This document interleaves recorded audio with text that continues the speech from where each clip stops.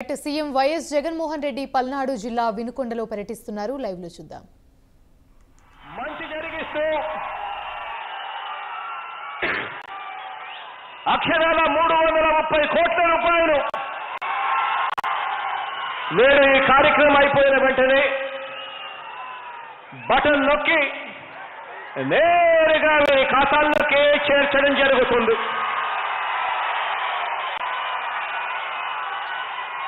ఈరోజు ఇస్తా ఉన్న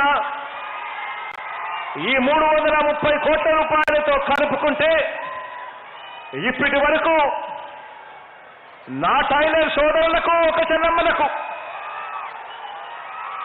నా హెయిర్ సలూన్లు నడుపుకుంటా ఉన్న నా అన్నదమ్ములకు ఒక చెల్లెలకు,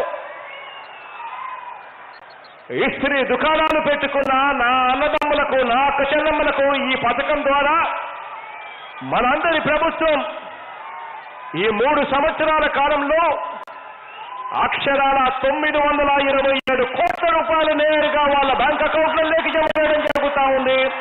బటన్ నొక్కి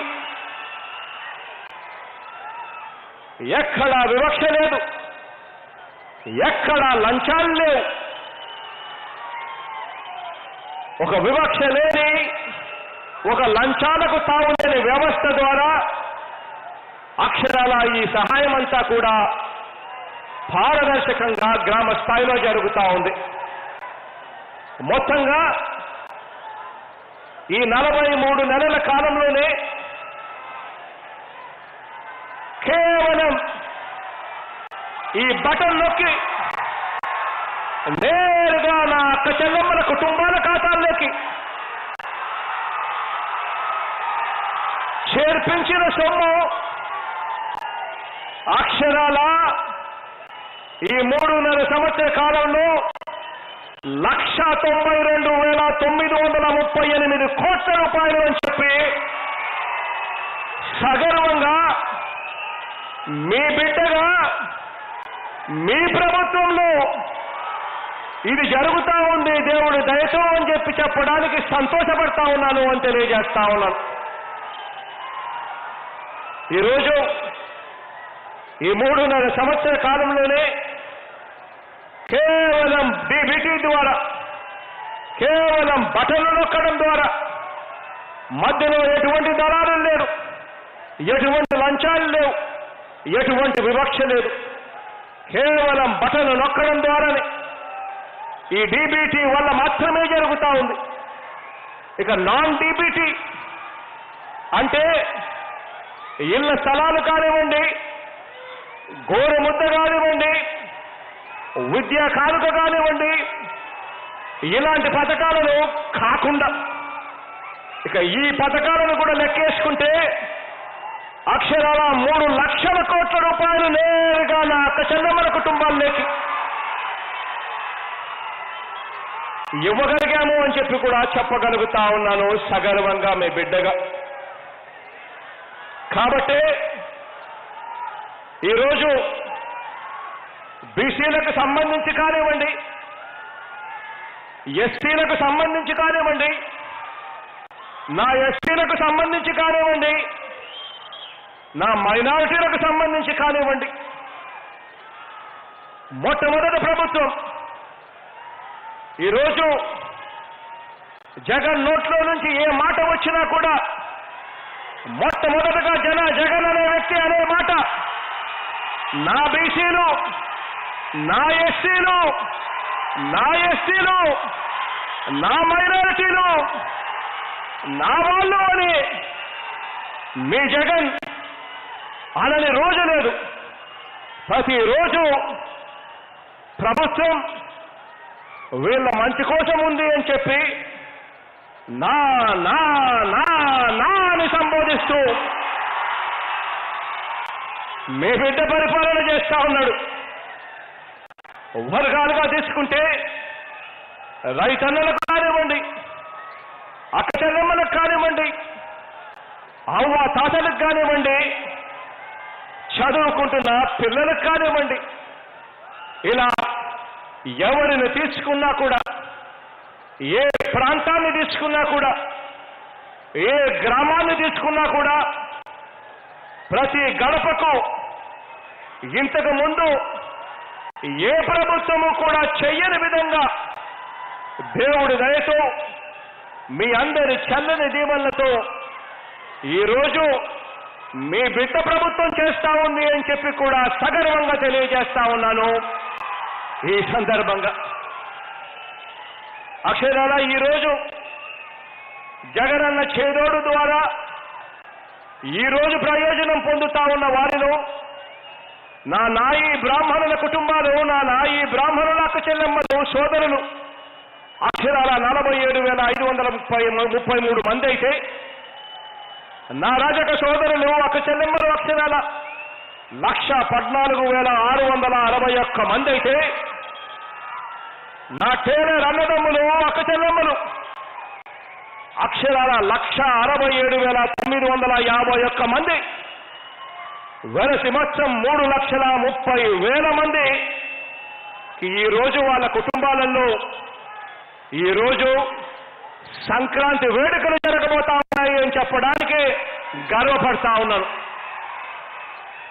నిజంగా వీళ్ళ గురించి ఎప్పుడూ కూడా ఆలోచన చేసిన పరిస్థితులు లేవు. ఈరోజు ఇక్కడ మీ అందరితో కూడా ఈ సందర్భంగా ఒక్క విషయం చెప్పాలి. అదేమిటో తెలుసా?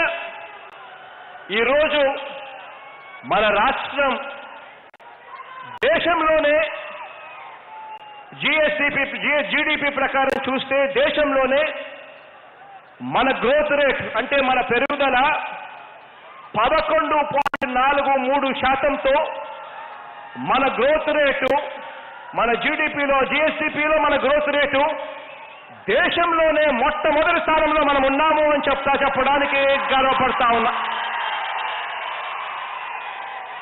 అన్ని రాష్ట్రాల్లో కన్నా మీ బిడ్డ ప్రభుత్వం దేశానికే ఆదర్శంగా 11.43% గ్రోత్ రేట్తో దేశానికే ఆదర్శంగా ఈరోజు పరిగెత్తా ఉంది అని చెప్పడానికి గర్వపడతా ఉన్నా. ఈరోజు ఒకసారి ఆలోచన చేయమని అడుగుతా ఉన్నా. ఈ మాదిరిగా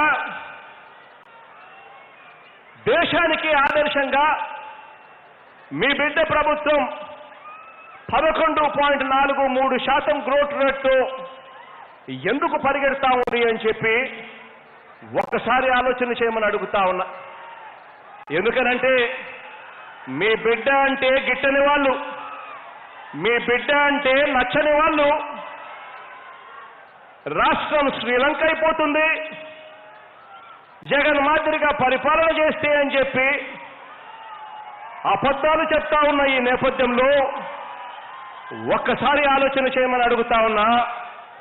వాళ్ళ హయాంలో ఎప్పుడు జరగని విధంగా మీ బిడ్డ హయాంలోనే దేశానికే దిక్సూచిగా 11.43% గ్రోత్ రేట్తో బిడ్డ ప్రభుత్వం ఎలా ఎందుకు పరిగెత్తా ఉంది అని చెప్పి.